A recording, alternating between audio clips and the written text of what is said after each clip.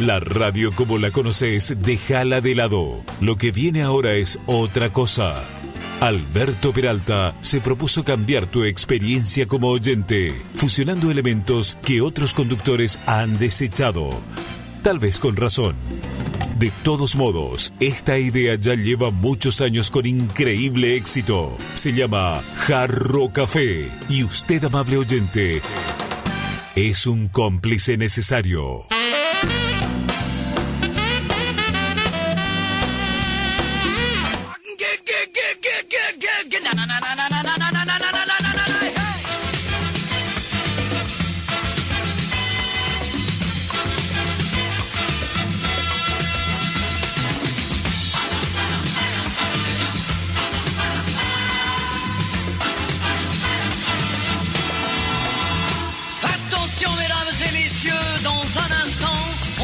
Installez-vous dans votre fauteuil bien gentiment.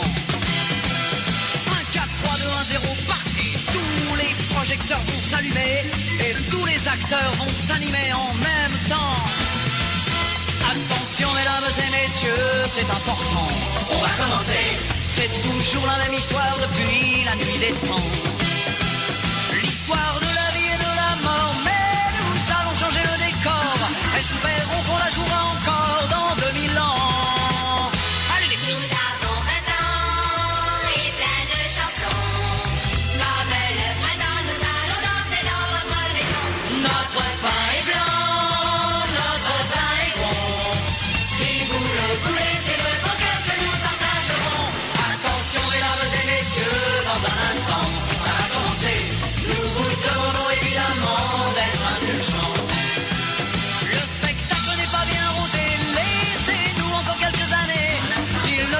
S'améliorer au fil du temps.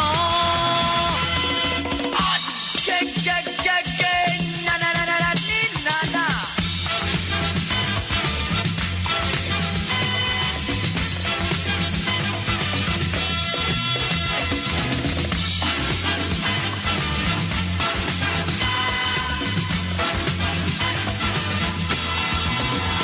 Attention mesdames et messieurs, dans un instant, ça va commencer. Installez-vous dans votre fauteuil bien gentiment. 5, 4, 3, 2, 1, 0, partez. Tous les projecteurs vont s'allumer et tous les acteurs vont s'animer en même temps. Allez les clients du Dieu. Nous avons 20 ans et plein de chansons. Comme le printemps, nous allons danser dans votre maison. Notre pain est blanc, notre pain est bon. Si vous le voulez, c'est de bon cœur que nous partagerons. Attention mesdames et messieurs, dans un instant, on va commencer. Il se peut que vous soyez choqués de temps en temps. Mais surtout ne vous inquiétez pas, n'allez pas faire des signes de croix. Et rappelez-vous qu'un jour vous avez eu 20 ans. Hey!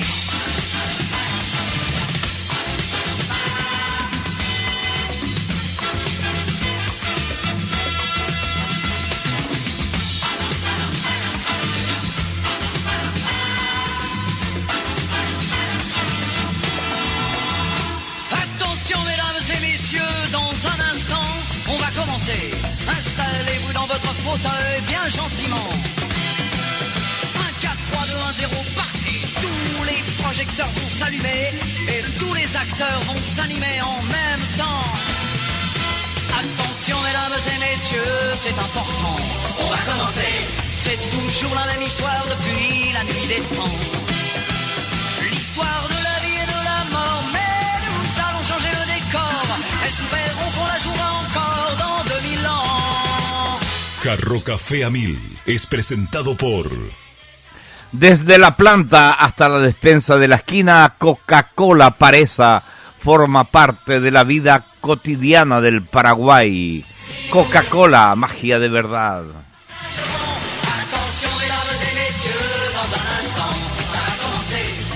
Carreteras y algo más.com.py, toda la información sobre estructura en un solo sitio web.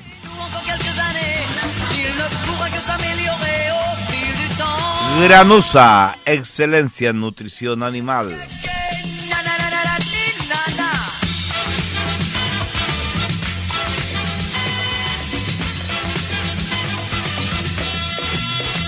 Muy bien, muy buenas tardes. ¿Cómo están ustedes? Bienvenidos a Jarro Café. Hoy que tuvimos un día lluvioso, pero acá en Asunción no se vivieron las tormentas que se predijeron. Sin embargo, en algunos puntos del interior sí el viento golpeó con fuerza. Nuestra solidaridad con los compatriotas que sufrieron la inclemencia del tiempo.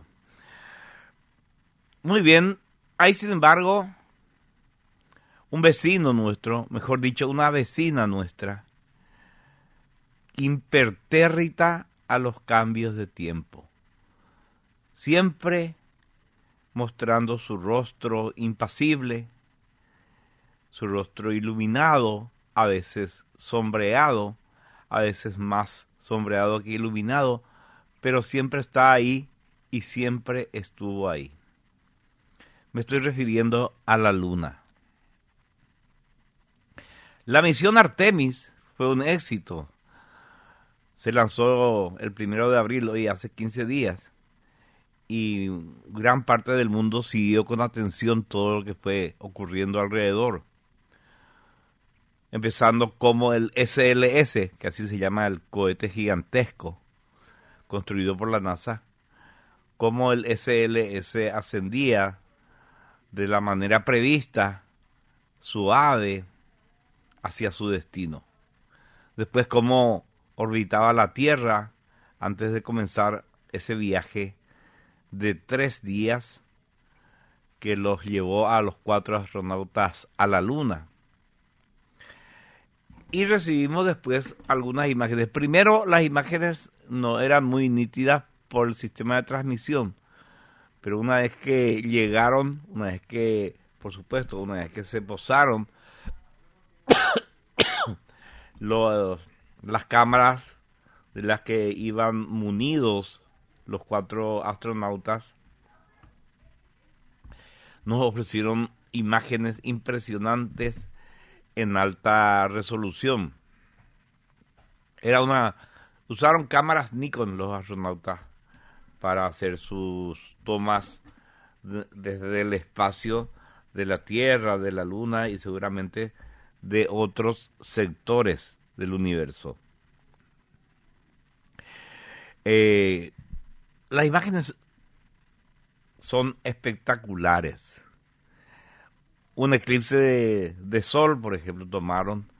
La Tierra apareciendo en el horizonte con mucha mejor calidad que aquellas fotos que tomaron los del Apolo 16. Y por supuesto, imágenes impresionantes de la superficie de la Luna. También los astronautas encontraron 2 cráteres nuevos en el lado oscuro de la Luna y propusieron ponerle a uno de ellos el nombre de Carol, que es la esposa que había fallecido recientemente del comandante de la misión. Carol, que es la mamá de sus hijos, Katy y Ellie. Y por supuesto, después seguimos también el regreso, un regreso perfecto, después de 3 días nuevamente de viaje, y la reentrada a la Tierra, la recuperación de los 4 astronautas en el océano Pacífico. O sea, una misión completada con un éxito enorme y que entonces ya deja el camino despejado para ese gran momento en el año 2028, cuando otros 4 astronautas se posen sobre la superficie de la Luna y empiecen lo que va a ser seguramente un campamento permanente, no de estos 4, sino de futuras misiones. Y ahora que ya pasó todo esto, que vamos a esperar un par de años para que vuelvan a la Luna los astronautas, uno se pregunta, ¿por qué es tan atractiva la Luna para los seres humanos. O sea, ¿por qué millones de personas se pegaron a la pantalla viviendo esos momentos inolvidables? Yo me acuerdo en el 69, cuando el Apolo 11 llevaba por primera vez a 2 astronautas a la superficie de la Luna, el mundo estaba conmovido y el mundo estaba siguiendo, y eso que no había toda la parafernalia tecnológica que ahora tenemos para la comunicación. Hay algo que mueve en la Luna, hay algo que nos mueve. Y uno se pregunta, ¿qué pasa con la Luna? ¿Qué genera esa atracción? Y probablemente, si empezamos a enumerar los motivos, nos va a enamorar aún más de ese cuerpo celeste que nos acompaña cada noche.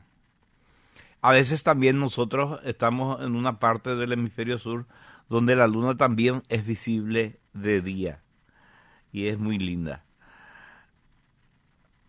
Bueno, resulta que la luna tiene muchos atributos, ¿verdad?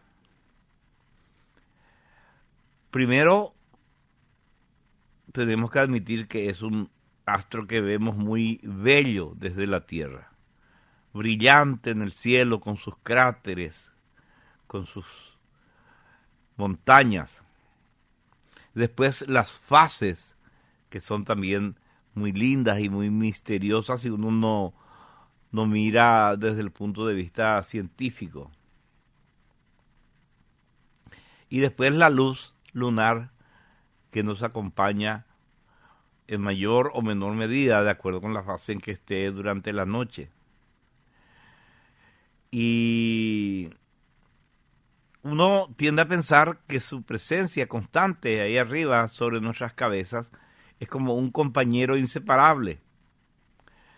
Pero la luna es mucho más que todo eso. Muchísimo más.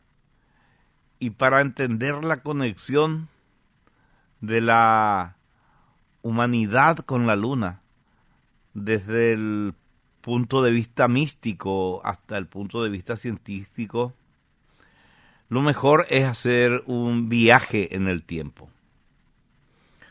La luna siempre estuvo ahí, o sea, no habría vida en la Tierra sin la luna. Eso ya explicamos no hace mucho, cómo la luna tiene un tamaño anormal para lo que es el planeta Tierra. No existe un planeta que tenga una luna proporcionalmente tan grande como tenemos nosotros.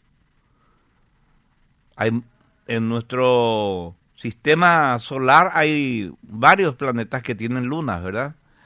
Pero ninguna es una luna tan grande en proporción con el tamaño del planeta alrededor del cual gira.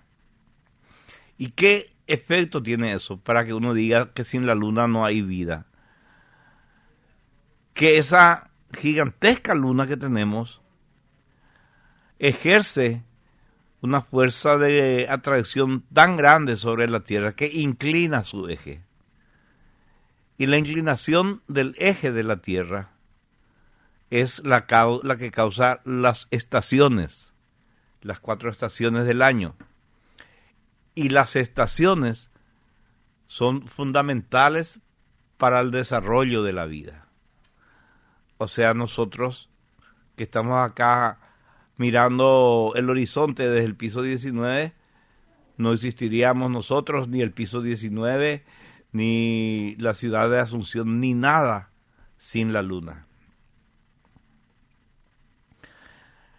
Y sabemos que siempre estuvo ahí desde hace miles de millones de años.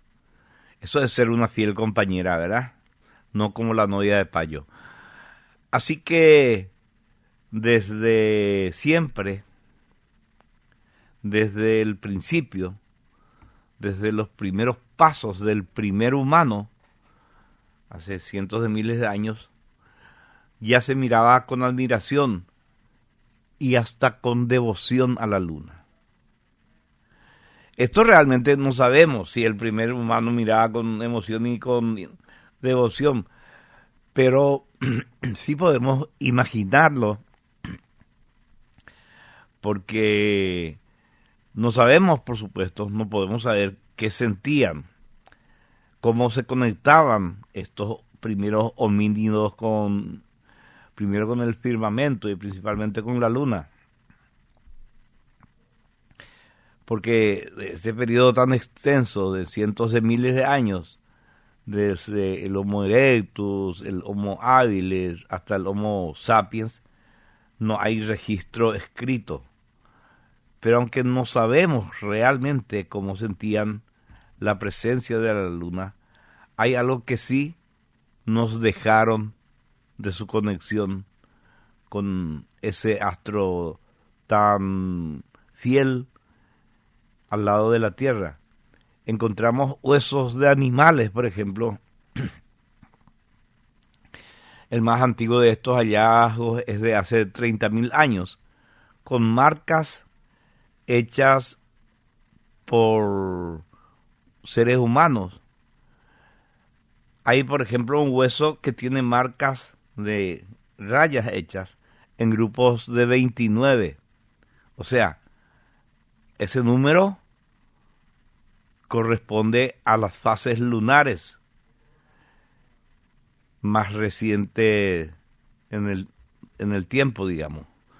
Tampoco sabemos bien cuál fue la utilidad que tuvieron esas estructuras famosas de piedra como Nafta Playa en Egipto, que tiene 7.000 años, o esa todavía más famosa construcción megalítica en Inglaterra, Stonehenge, que tiene 5.000 años de antigüedad, según los científicos.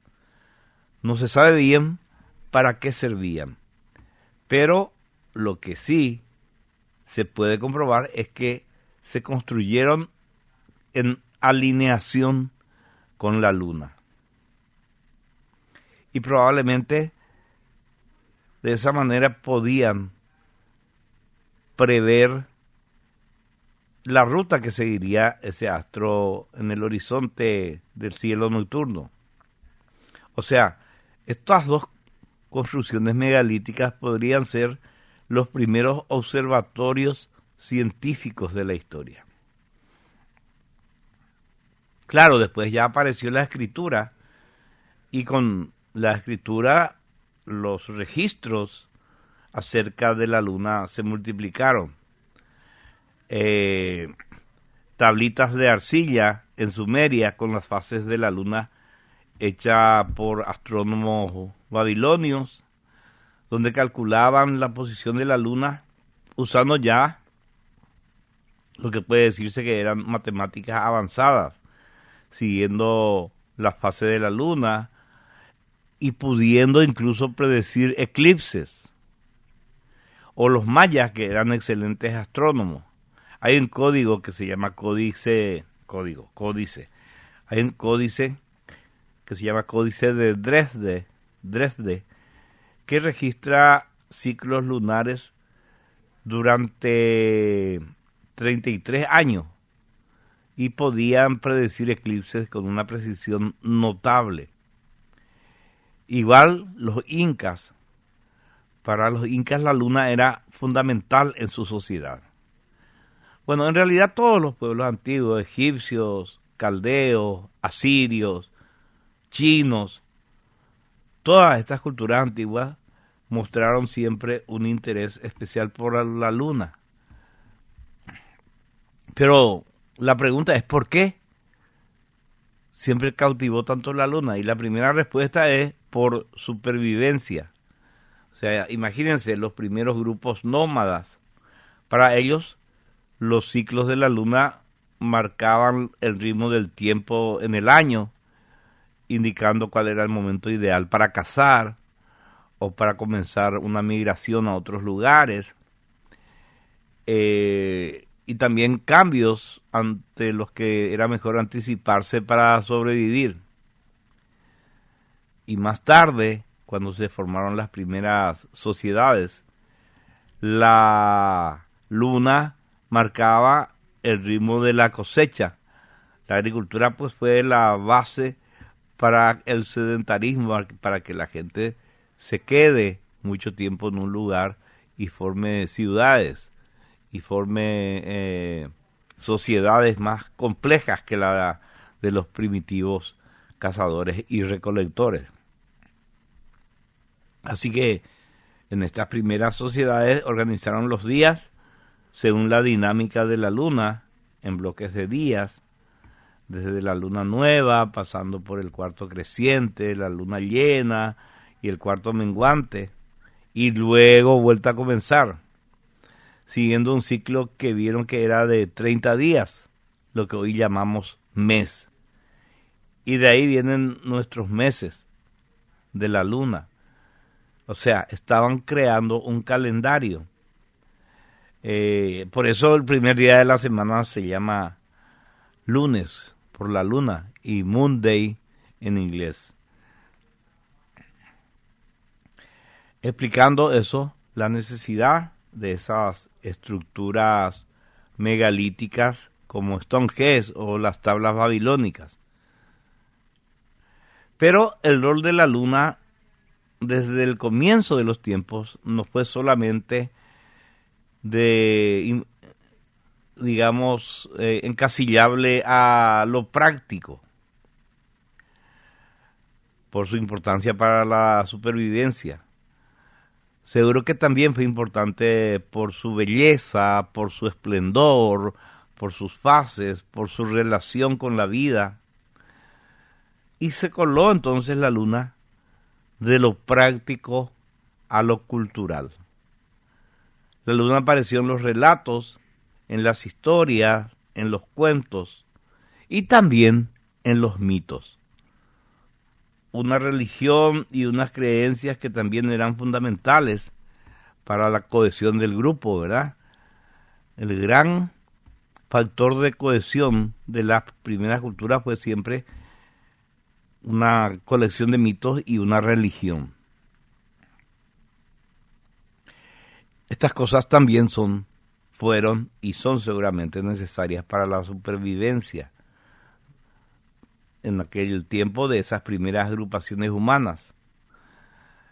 O sea, la luna tuvo en todas las culturas un papel fundamental, un papel, digamos, importante. La luna aparece como elemento crucial en las mitologías de todo el mundo y por supuesto eso tiene todo el sentido.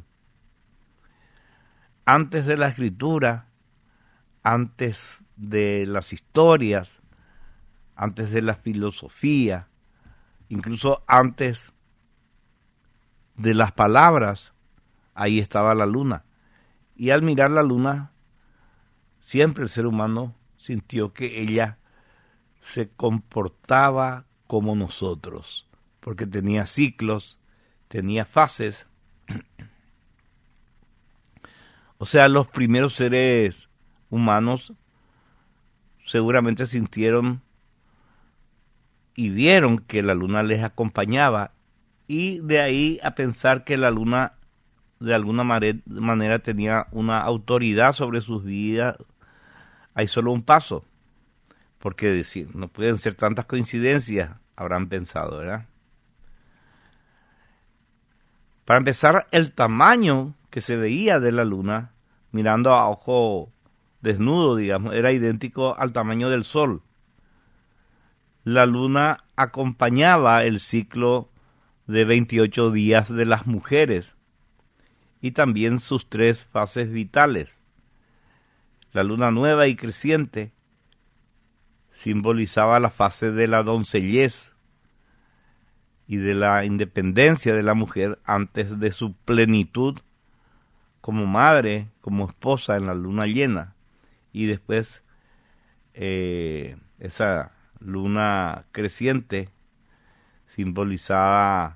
fue simbolizada por la diosa Artemisa, por eso se llamó Artemis esta misión, o se llama esta serie de misiones de la NASA.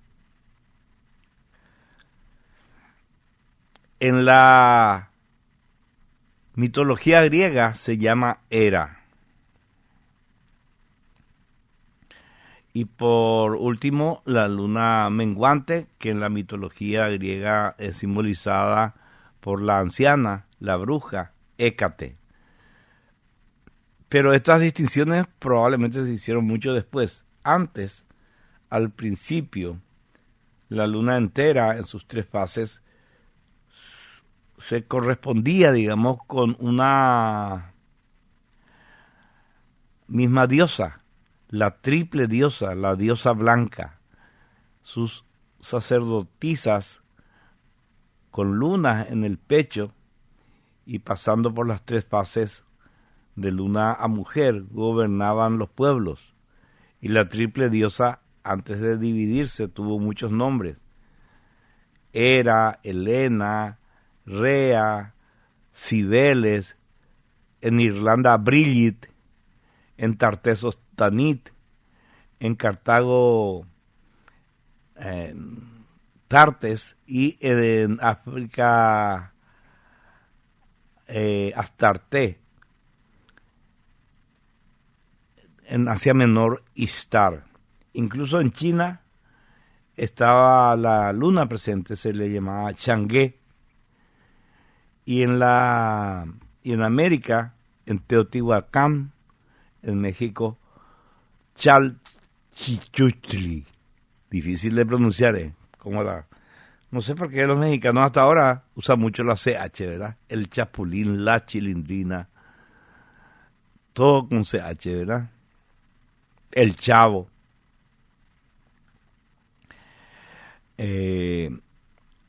Bueno, lo cierto es que todos estos nombres en distintas civilizaciones se refieren a la diosa luna. O sea, son todas manifestaciones de la misma diosa. Y aunque después llegaron los dioses sol de otros pueblos y se casaron con las diosas, todavía nos queda esa asociación de la divinidad con lo triple. Por ejemplo, en el cristianismo, la Santísima Trinidad, e incluso una misma diosa o una misma santa con distintos nombres. La Virgen María, por ejemplo, que es la misma con distintos nombres de acuerdo con los lugares. Acá tenemos la Virgen de Cacupé, está la Virgen de Lourdes, en México la Virgen de Guadalupe, está la Almudena, está la Virgen de Fátima, muchas vírgenes y una sola virgen. Y todo esto nos muestra cómo la poética de la mitología y de las religiones se quedan atadas a nuestros corazones y cómo nada se pierde, todo se transforma, dice una antigua axioma científico. Pero volvamos a la mitología griega. Una de las historias más famosas de la luna tiene que ver con su nombre más conocido en griego, Selene. Hubo una vez un pastor joven, muy buen mozo, llamado Endimión. Y Endimión se quedó dormido en una gruta. Y por ahí pasó la noche. Y en la noche pasó Selene, la luna, que andaba por el cielo, cuando uno de sus rayos tocó, acarició el cuerpo dormido de Endimión. Y Selene, la luna, sintió una especie de electricidad desde su apéndice de rayo de luna, y ella sintió una especie de ternura. Bueno, lo cierto es que, de acuerdo con la mitología, Selene se enamoró de Endimión. Pero sobre todo se enamoró por cómo se veía dormido. Y entonces ella le pidió a Zeus, que era el padre de los dioses griegos, Selene le pidió a Zeus que le concediera el deseo de que Endimión no despierte nunca, que esté siempre ahí dormido, para que ella al pasar cada noche pudiera contemplarlo. Entonces le dijo Zeus, está bien, pero eso te va a obligar a vos, Selene, a que salgas cada noche. Y ella aceptó el trato. Y va a salir cada noche a recorrer el firmamento tranquilamente para poder verle a Endimión dormido.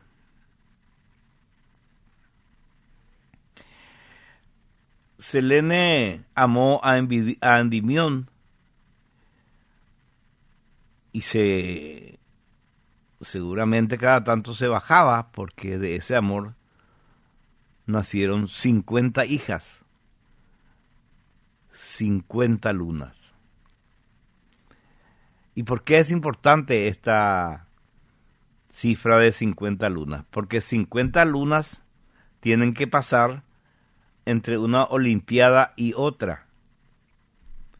Cada luna es de aproximadamente 29 noches, 50 lunas por 29 da 1450 noches, o sea, 4 años. Por eso, cuando te pregunten por qué las olimpiadas o el mundial se hace cada 4 años, la respuesta es por las 50 lunas, hijas de Endimión y Selene. O sea, ¿te das cuenta de la importancia de la mitología hasta nuestros días? Casi olvidamos nosotros actualmente el origen de estas costumbres, de estos usos. Pero los antiguos observadores de la luna tomaban muy en serio todas estas cosas.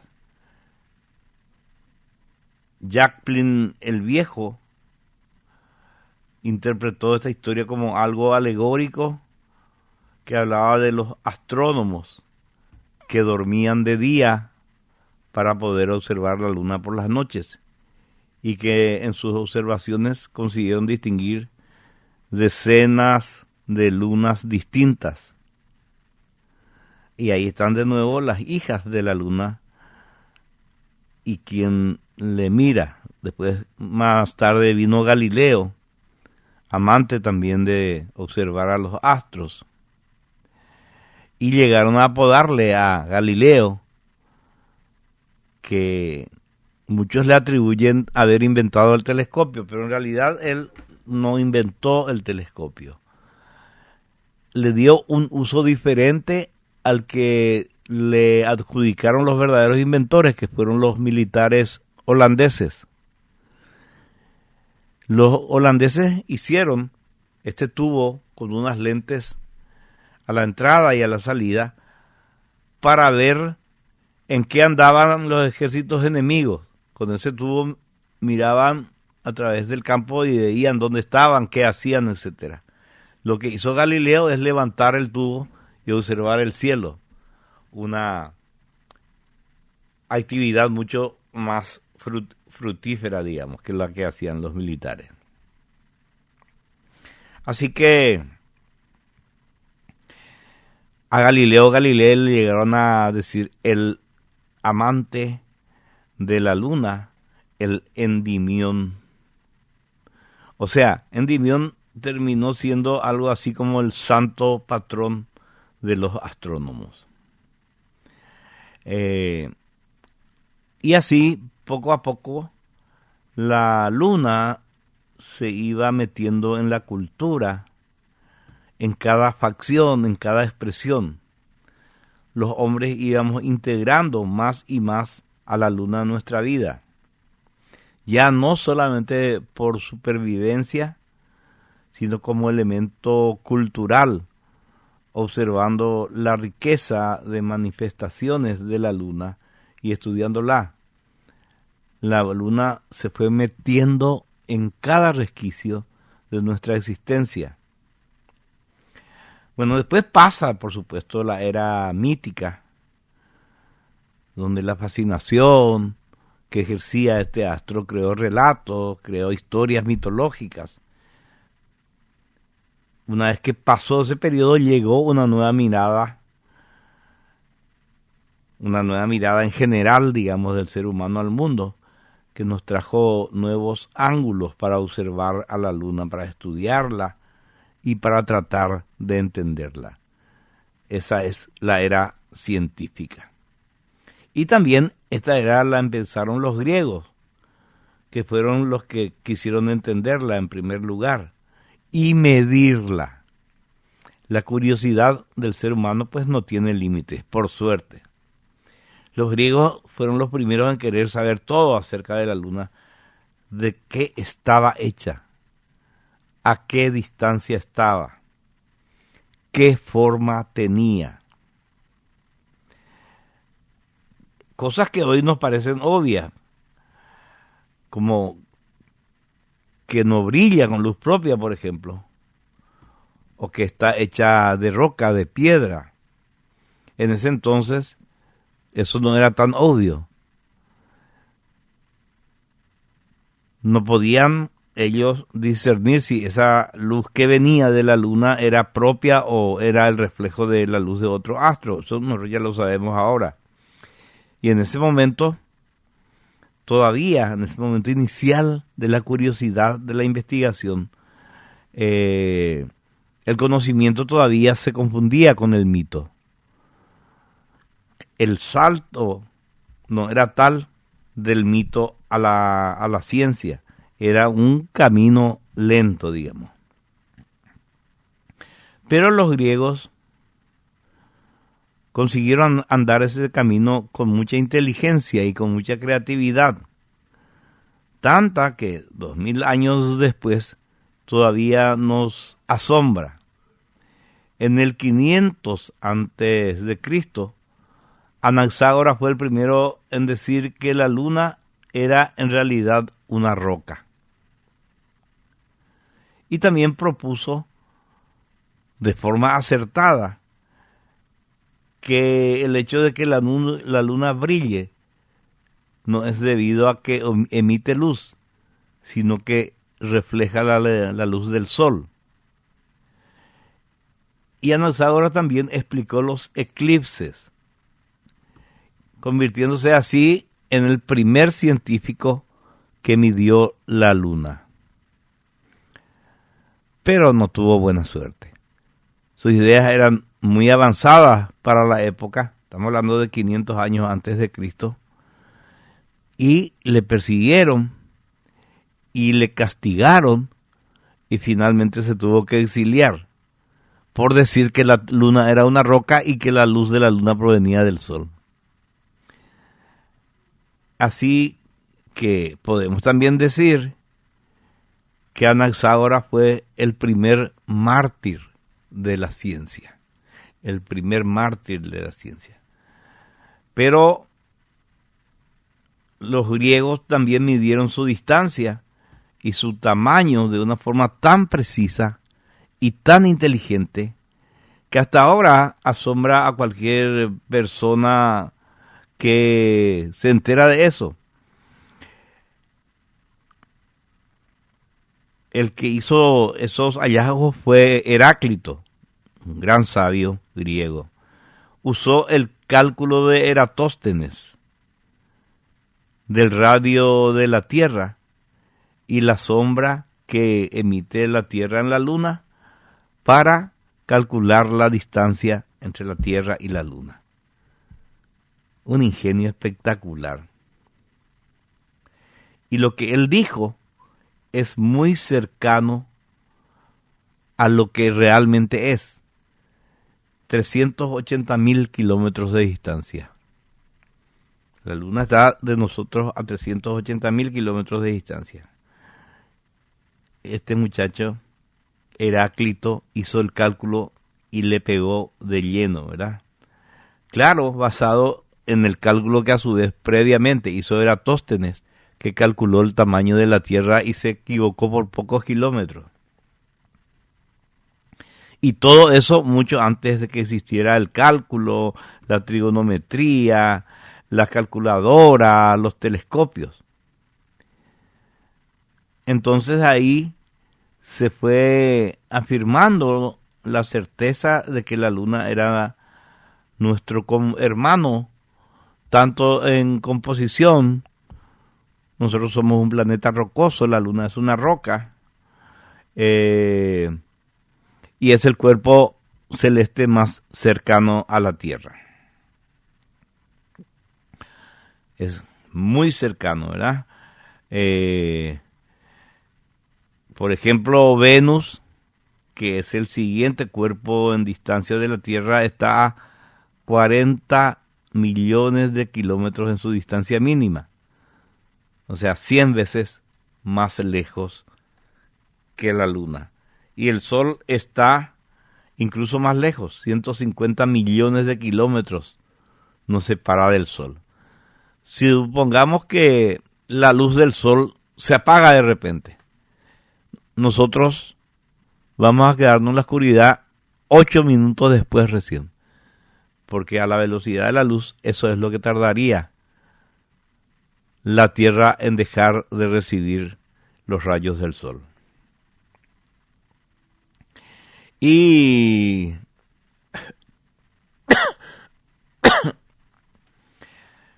en esa escala entonces, en esa escala cósmica, Venus 100 veces más lejos, el Sol a 150 millones de kilómetros, podemos decir que la Luna está cerquita nuestro, ¿verdad?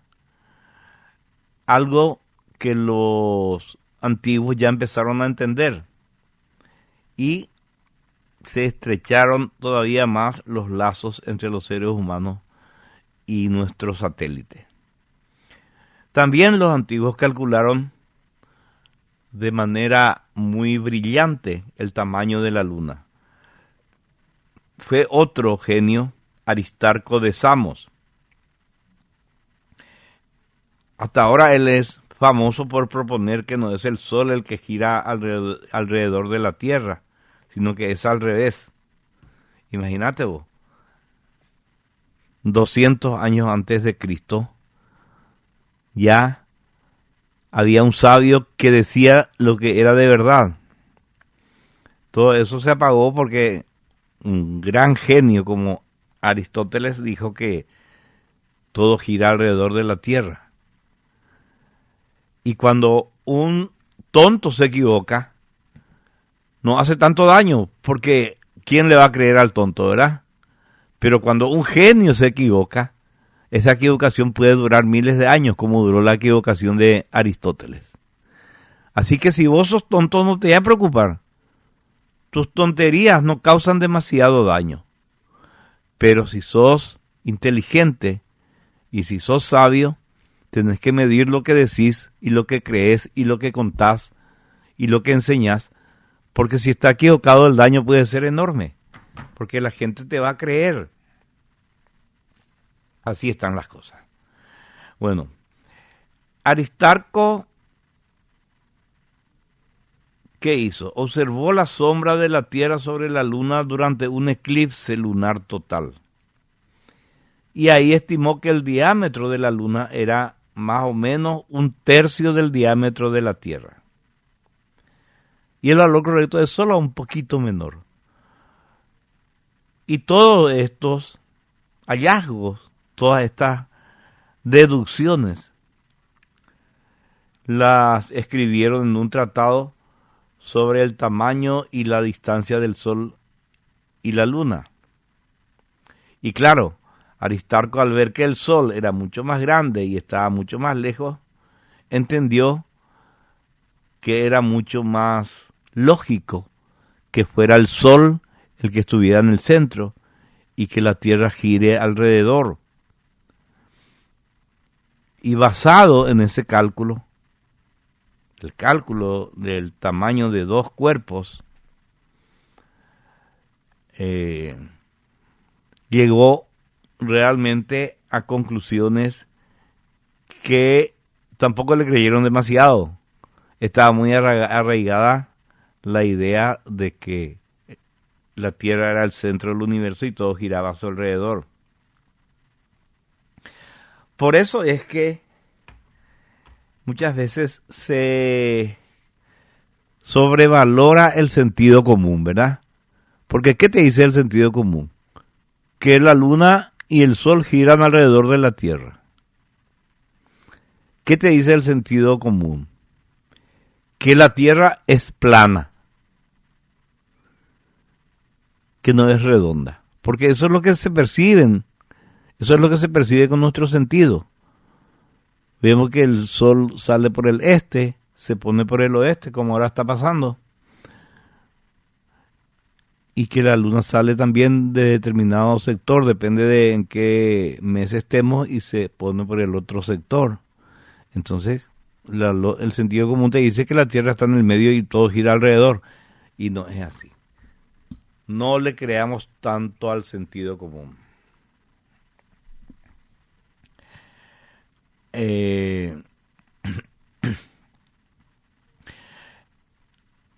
Hay también tiene también una especial relevancia dentro de la historia del ser humano el tema de los eclipses. Ustedes saben que en un eclipse de luna la Tierra se interpone entre la luna y el sol y tapa la luz del sol y da su sombra, la sombra de la Tierra, en la luna. Y los rayos que se van rasantes a la Tierra la atraviesan, pero la atmósfera produce de dispersión en estos rayos, haciendo que se forme en la luna una sombra medio rojiza, digamos. Es un efecto parecido a lo que ocurre al amanecer o al anochecer, que enrojece el horizonte. Peor todavía es lo que pasa en los eclipses de sol. La luna se pone entre la Tierra y el sol, lo que bloquea los rayos de luz en dirección a la Tierra. En medio del día se hace de noche, se apaga el sol y los animales se vuelven locos. Las gallinas suben a los lugares donde van a dormir, las que no viven en jaulas, ¿verdad? Imaginen estos acontecimientos en la era de la superstición, en la era precientífica. El impacto que podían tener estos fenómenos. Una luna roja, la luna de sangre, le llamamos ahora cada vez que ocurre. O un sol apagándose. Esto es un ejemplo de cómo algo así puede directamente marcar el destino de todo un pueblo.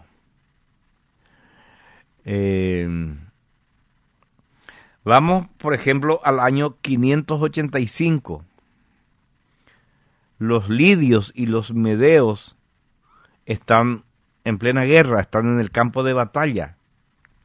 Están a punto de enfrentarse, de matarse entre ellos. Entonces, de repente, el sol desaparece, provocando un miedo terrible en los dos ejércitos. Y claramente, los generales de ambos ejércitos dijeron, los dioses están enojados, los dioses no quieren que nos peleamos. Así que cada uno se dio vuelta y volvió a su casa en paz, digamos. Por eso que predecir correctamente los eclipses era demasiado importante. El primero que predijo los eclipses fue Tales de Mileto, cerca del año 500 antes de Cristo. Hay quienes dicen que fue algo que aprendió a hacer en sus viajes cuando estuvo en Babilonia, que fueron los babilonios los que le enseñaron a él cómo predecir correctamente los eclipses. Bueno, pero en nuestro tiempo también hay ejemplos de cómo se usaron los eclipses para dar miedo, para crear pavor. Se cuenta que Cristóbal Colón usó su conocimiento de eclipses para que le tengan miedo los indios. Decían, mañana a las 11 de la mañana el sol se va a apagar para que vean el poder que yo tengo. Al día siguiente había un eclipse de sol y los indios se arrodillaban. Este es un gran mago. Esa es una leyenda, no está en los libros que Colón haya usado semejante truco con los indios. Hoy los eclipses ya no nos asustan porque sabemos que pasan como consecuencia de la dinámica planetaria. O sea, hay eclipses cuando el Sol, la Tierra y la Luna están perfectamente alineados. Como la Tierra da vueltas en un plano diferente al plano en el que gira la Luna, los eclipses no son tan frecuentes. Lo normal es que haya solamente 2 al año y por eso esto, no por eso, sino de hecho, digamos, esto sale de una casualidad cósmica muy curiosa. Pasa porque el Sol y la Luna tienen el mismo tamaño aparente en el cielo, o sea, ocupan el mismo espacio. No porque tengan el mismo tamaño, ya sabemos que el Sol es muchísimo más grande, sino porque tienen la misma relación tamaño-distancia a la Tierra. ¿Se acuerdan que yo un día les estaba explicando por qué es excepcional el sistema solar y por qué la Tierra es excepcional? Porque es casi imposible que haya vida en otros lados, según lo que yo creo, ¿verdad? Porque estas cosas parecen hechas matemáticamente, con ecuaciones perfectas. La Luna y el Sol, vistos desde la Tierra, tienen el mismo tamaño, pese a que uno de los dos, el Sol, es muchísimo más grande. ¿Por qué? Porque se ve así debido a la distancia que hay exacta de la Tierra a la Luna y de la Tierra al Sol. Bueno, ese es solamente un detalle menor. Es un detalle menor en relación a todas las otras casualidades, ¿verdad? Pero es un detalle importante. Bueno, para no aburrirles, mañana vamos a continuar con la historia de la relación entre el hombre y la luna, ¿les parece?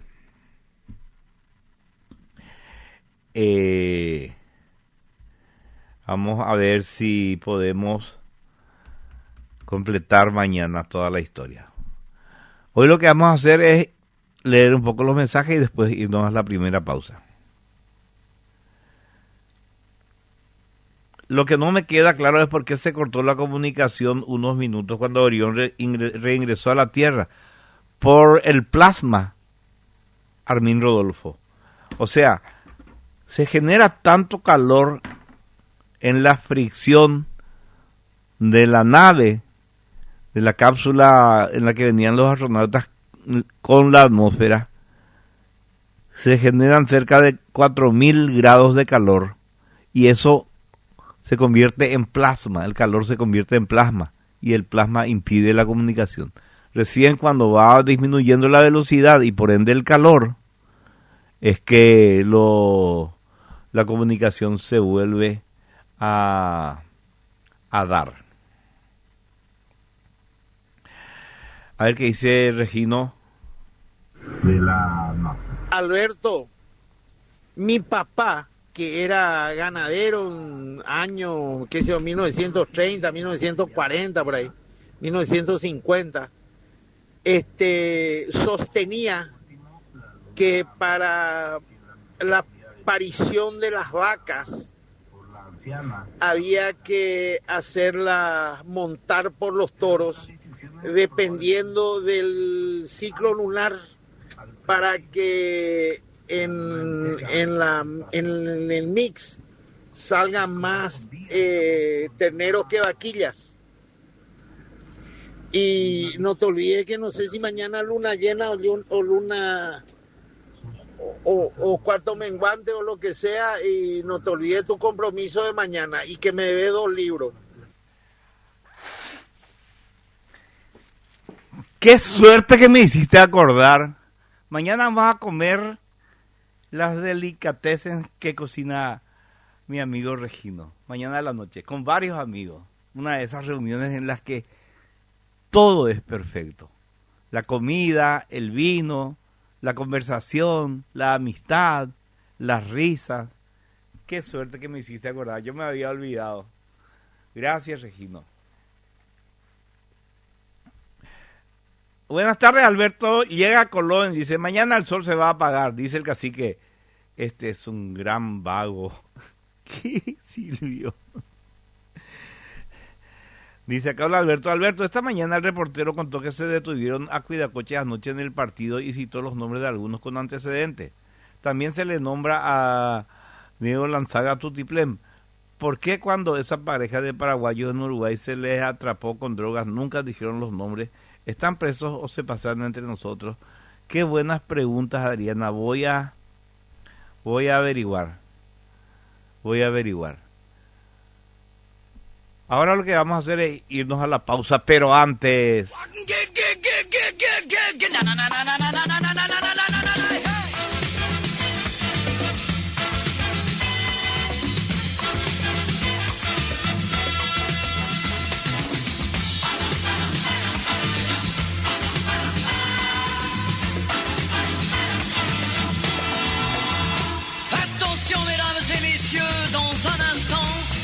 Potencia la máxima capacidad genética de tus animales con la ayuda de una solución nutricional creada para campeones.